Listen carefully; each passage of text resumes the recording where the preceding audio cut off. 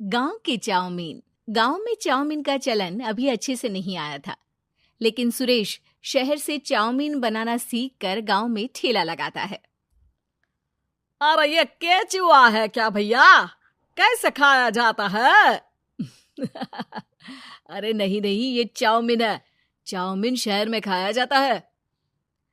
कितने की दे रहे हो सुरेश? 10 रुपए की प्लेट भरकर।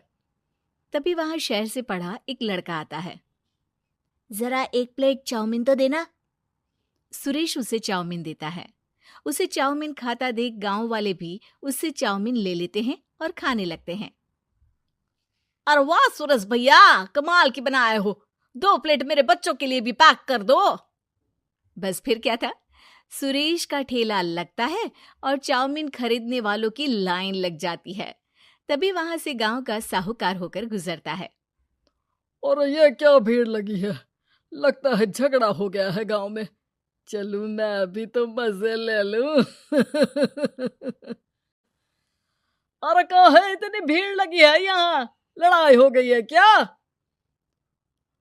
अरे साहूकार साहब, ना ना ना, कोई लड़ाई ना हुई है। ये तो सुरेश की दुकान है चाउमीन की। हम लोग चाउमीन खाने आए हैं, आप भी खाइए ना।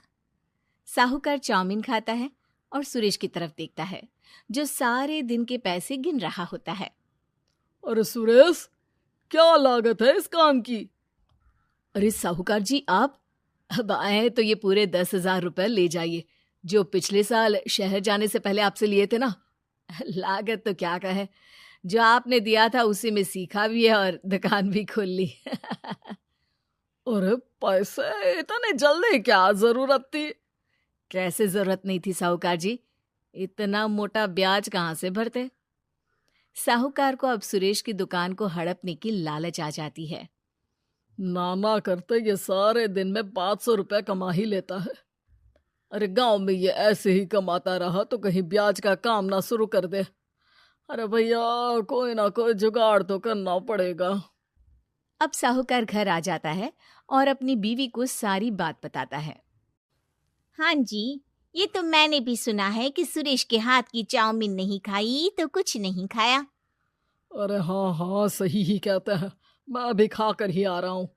अरे भाग्यवान है, कितना अच्छा हो ना अगर वो पैसा हम लोगों को मिल जाए। क्यों?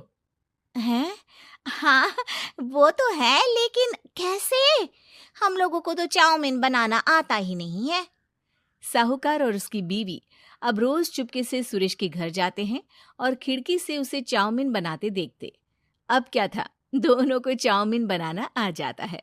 फिर एक रोज, और सुरेंद्र, तुझे साहूकारनी ने बुलाया था।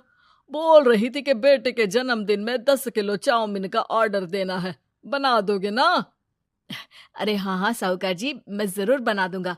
कब देना है घर में 10 किलो चाउमीन? अरे वो तो तू घर आकर बता कर लेना, मैं नहीं बता पाऊंगा। ठीक है, शाम को काम निपटाकर आ जाता हूँ। सुरेश साहूकार के घर जाता है, लेकिन वहां मियाँ बीवी मिलकर उसे बंधक बना लेते हैं। अरे मुझे क्यों बांध रखा है? मुझे छोड़ दो।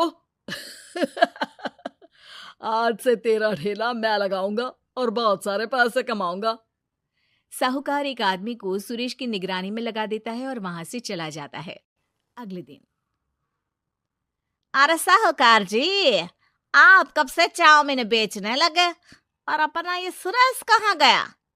अरे वो तो शहर गया है, उसका कोई काम निकल आया था। बोल रहा था कि जब तक वो ना आए तब तक मैं ही उसके ठेले का काम कर दूं। पैसे भी तो बहुत उधार ले रखे थे उसने। लगता है कर्जा भरने के डर से भाग गया है। अरे पर वो तो बोल रहा था कि उसने सारा कर्जा उतार दिया है, और वो क्यों भागेगा? इतना तो कमा रहा था। अरे मुझे क्या पता। अरे चाउमीन खाना है तो बोलो, नहीं तो भागो यहाँ से। अरे हाँ हाँ, दे दो दे दो। अब तो चाउमीन खाना पूरे गांव के लोगों के लिए आदत ही बन गया है। ना खाओ तो नींद ना आए। हाँ हाँ, तो लो और निकालो 50 रुपए। 50 रुपए क्यों?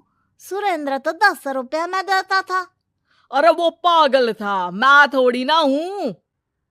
गांव वाले, जिनको चाउमीन की लत लग गई थी, वो करते भी क्या?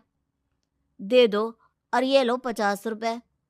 लेकिन फिर साहूकार उन लोगों को प्लेट में थोड़ी सी चाउमीन रख देता है। अरे ये क्या, पैसे 5 गुना ज्यादा और चाउमीन बस इतनी सी। अरे साहूकार साहब, भगवान से तो डरो। बस फिर क्या था, साहूकार की मन मर्जी चलने लग जाती है और गांव वाले करते भी क्या। एक रोज मुझे तो लगता है कि सुरेश को साहूकार ने मार डाला होगा, क्योंकि उसका काम इतना अच्छा चल रहा था, फिर वो क्यों जाता, और वो भी साहूकार के हवाले दुकान करके। ना बाबा ना। अगले रोज भाग्यवान, देखो तो जरा, इस सुरेश भी ना कितना पागल था। जिस काम से वो ज्यादा पैसे बना सकता था, उससे इतने कम पैसे छाप रहा था। 50 रुपए प्लेट में भी गांव वाले खूब खा रहे हैं चाउमीन। हाँ जी, और जितने में वो लोगों को 10 प्लेट खिलाता था भर भर कर हम लोग उतने में 20 प्लेट बना रहे हैं। क्यों जी? वहीं सुरेश रोज भगवान से मांगता कि बस एक बार वो किसी तरह वहां से निकलने में कामयाब हो जाए, लेकिन उसकी हर कोशिश नाकामयाब होती। फिर एक दिन, अरे भाग्यवान, ऐसा कुछ करो कि चाउमीन बनाने का खर्चा आधा हो जाए, जिससे हम लोगों को और मुनाफा हो। ना जी, मुझे तो कोई तरकीब ना सूझ रही।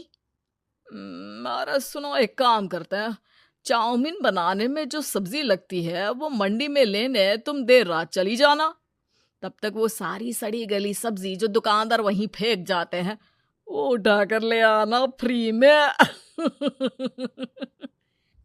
अरे वाह जी वाह, आप तो बहुत समझदार हैं जी।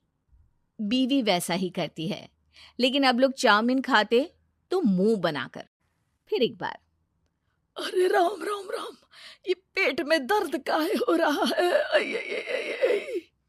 हाय रे हाय, मेरा भी पेट दर्द के मारे फटा जा रहा है। सभी को शक हो जाता है कि उन लोगों को चाउमीन खाने से ही ये बीमारी हो गई है।